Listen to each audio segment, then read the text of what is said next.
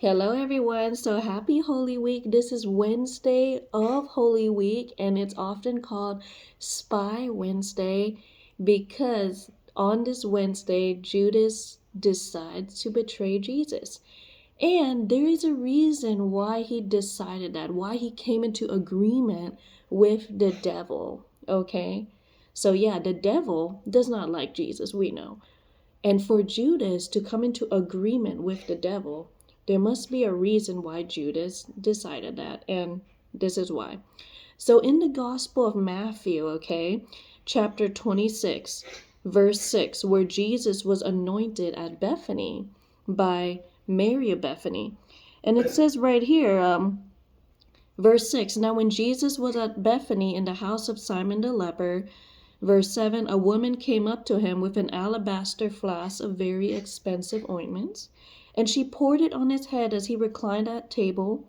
Verse 8, and when the disciples saw it, they were indignant, saying, why this waste? For this could have been sold for a large sum and given to the poor. So we also learn in the Gospel of John that it was actually Judas who said that. Why this waste? This could have been sold for a large sum and given to the poor.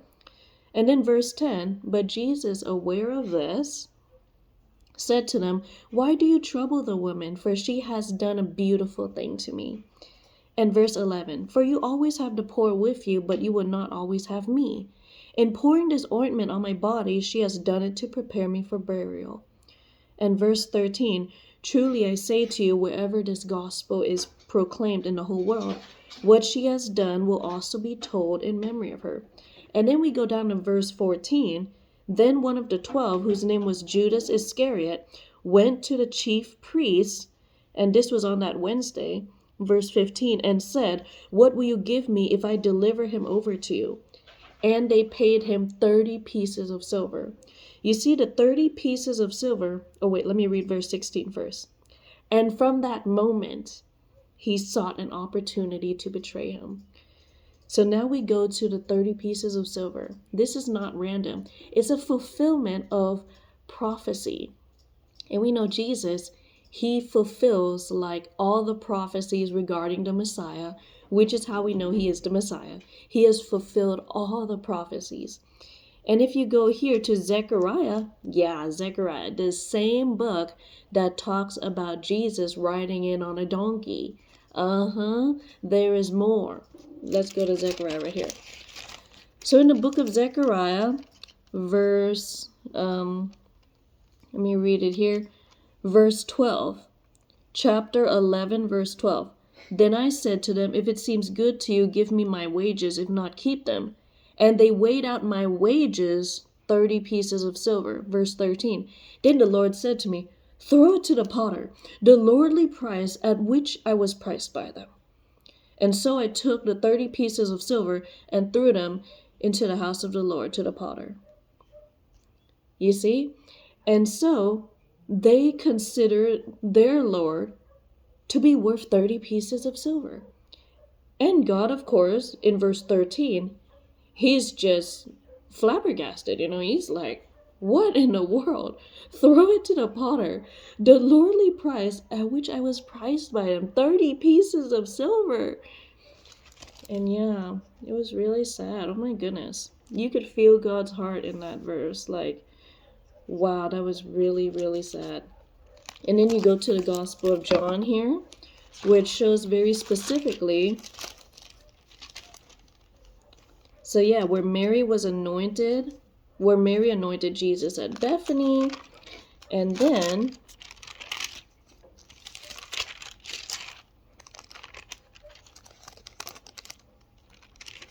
let me just skip through.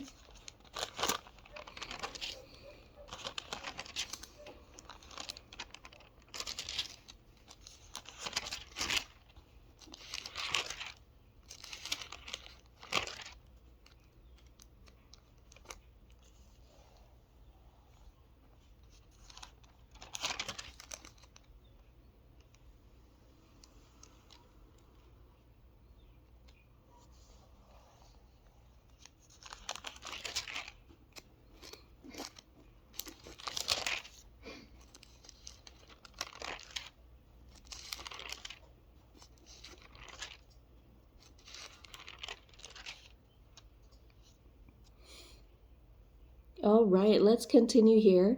And so, when Jesus was anointed by Mary at Bethany, Judas was really offended by that act of pure love and worship. You see, Mary, that expensive ointment was worth like a year's wages, like over $30,000, considering how much that ointment was worth. And so she poured out like a year's wages at Jesus' feet, pouring it on his head, as some accounts say. And Judas was really offended by it. He thought it was a waste. He thought it was wasted on Jesus. He was like, we could have given this to the poor. And, Apostle John, he was like, not that Judas cared about the poor. He wrote it in his account. He was like, Judas used to help himself from the money bags. And he didn't even care about the poor. And so Judas, his heart was in the wrong place because he was in it for the money and he didn't trust in Jesus to be his provider. And so when he saw that this money, which he thought would be very useful to them, was wasted at Jesus' feet, Judas was offended. And so he decided to go do things his own way. And then he went to the Pharisees and he was like, what will you give me to betray Jesus? And they gave him 30 pieces of silver, which is a really, really small amount. I think it's like barely worth $20. But Judas, he took it anyway because he just wanted to make some sort of profit somehow. But the devil put it in his heart to betray Jesus after he saw the wonderful act of worship that Mary of Bethany did. And he called it a waste. And then Jesus, he didn't see it as a waste. He saw it as a very beautiful thing. So much so that wherever the gospel is proclaimed across the world, that what Mary of Bethany has done for him will be proclaimed with the gospel. That is huge. That is a huge honor in remembrance of her. That is so wonderful. And so every time we remember Spy Wednesday, it's not just about Judas's betrayal, but it's about his betrayal after this wonderful act of worship. We must be careful, guys. There will be a lot of people who see Christians who love Jesus and they would be wondering like, why do you waste time? Why do you waste time going to church? Why do you waste time worshiping in your room all the time? It's such a waste. They're going to say that word a lot. It's like a waste. That's because they are after that Judas spirit. Their heart is after money. Their heart is after the things of the world. And so they think of prayer and church and reading the Bible and running after Jesus, and us Christians pursuing Jesus. They think it's a waste of time. They think it's a waste of money. And every time Christians, we sacrificially give into the kingdom of God because we give into what's going to last forever. And people don't understand this. They try to give in the stock market. They're like, oh, I just want to invest in a stock that's going to last, that's going to have continual increase. People spend their fortunes in the stock market, and all they want is something that's stable. But in reality, we invest in something greater that's more lasting than the stock market, that's more lasting than companies. We invest in the kingdom of God, knowing that when you give to God, he gives it back, pressed down, shaken together, and running over. God's promises are so true and everlasting. Kingdoms rise and fall, dynasties come and go, but Jesus, he's still here.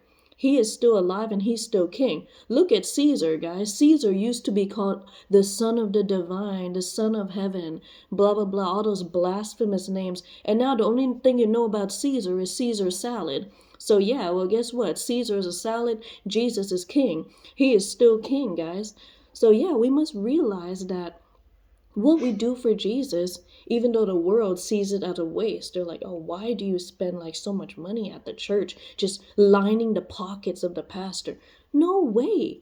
It doesn't work that way. We give into the church, into the kingdom of God, because we do it out of obedience to God. He tells us what to give, and we give because we love Jesus. It is not so that the pastor could get a raise like the world thinks. No way, it doesn't work that way. But guys, we must realize that when we give sacrificially like Mary did, she took a whole year's wage and dumped it at Jesus' feet, A lot of people would see that, not just Judas, but a lot of people of the world would see that and be like, wow, that is like a waste. But guess what? We know better. We know that what we give to Jesus lasts forever. Look, Mary of Bethany, she poured the oil on Jesus' feet thousands of years ago. Thousands of years ago, this account happened. And we are still talking about it as if it happened yesterday. Yeah. So, yes, guys, and wherever across the world the gospel is preached, what Mary did will be told in remembrance of her. And that is huge. People build pyramids and statues of themselves, hoping that people remember them, but people forget them. But if you really want to be remembered, if you really want something to last forever, you give it to Jesus. And it's going to be remembered. It's going to last forever. Because Jesus remains the same yesterday, today, and forever. He is unchanging, more unchanging than the mountains. He is forever.